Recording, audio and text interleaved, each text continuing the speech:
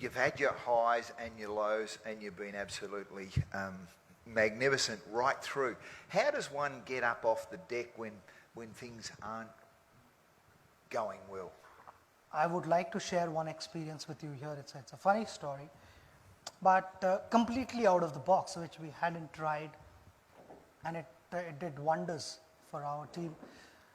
We were playing against New Zealand, and Chris Keynes was bowling. This was in India, in Mohali, so in your hometown.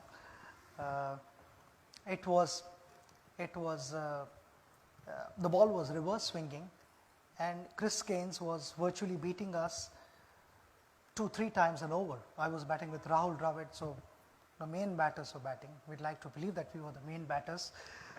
And we were getting beaten, and we were sort of clueless because we couldn't see the shine.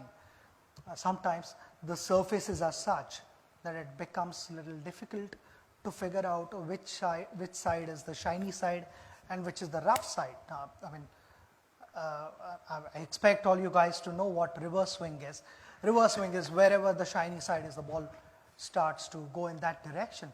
Even if the bowler wants the ball to go in the opposite direction, it will not go because of the imbalance and the surface of the ball.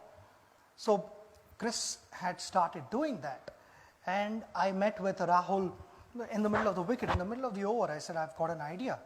And he said, do you want to share it now or after the over? I said, I'll share with you after the over, but it can work. So Rahul said, okay, tell me now, what is your idea? I said to Rahul, I am closer to the bowler, and when he's walking back on the run-up, I need to stand here.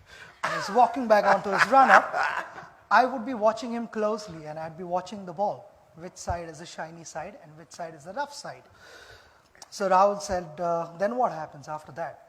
I said, whichever side is the shiny side, I will hold the bat in that hand. If he's going to bowl an outswinger, the bat is going to be in my left hand. If he's bowling in swinger, the bat is in my right hand at the non-striker's end. So that's the only time in my career when the batsman is ready to face the ball. He's not watching the bowler, he's watching the bat in my hand. So he's very good. So Rahul is watching me, and suddenly you see a couple of cover drives being hit for boundaries, and on drives passing piercing mid-wicket and mid-on, and Chris is like wondering, these guys were getting beaten a couple of times every over, and suddenly I'm giving away a couple of boundaries. There's definitely something wrong.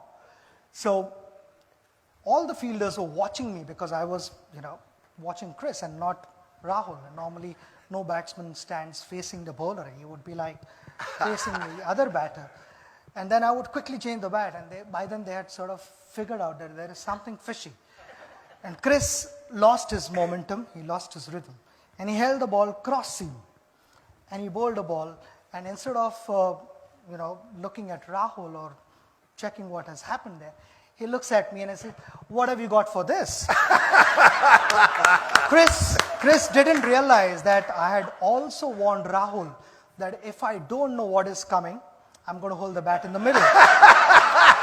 So that is how the story goes. So it's just, in short, it's just being a step ahead of your opposition.